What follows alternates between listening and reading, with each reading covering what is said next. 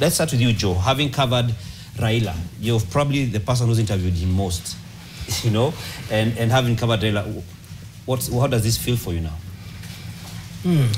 I mean, it's a monumental moment for the country. I mean, this is not someone who just belonged to his family, obviously. He has been a permanent fixture in many respects in our political landscape for many years. I mean, I started covering him, I think it should have been 99 at what they called the cooperation with the Moi administration at the time. And seeing what has happened in his political career, living true to that moniker they gave him, which is an enigma, because at every turn he seemed to surprise friend and foe, sometimes in ways that earned him praise and others not so much.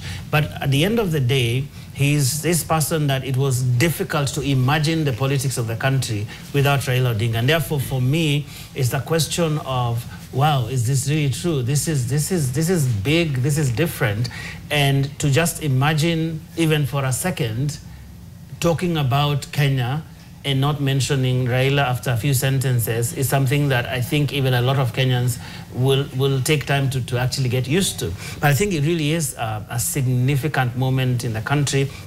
Sad, because he is someone who's played a significant role in the country's history, certainly his role in the new constitution that we have, certainly his role in devolution, which I think he championed very consistently, even the many times he joined the government of the day. And so I think this is a moment that will remain etched in our history for all manner of reasons, I think for many, many years to come. So for me, as someone who's covered him many times, someone who has interviewed him and a number of times, one thing I know for certain that he was one of the very few politicians who truly believed in something called the country.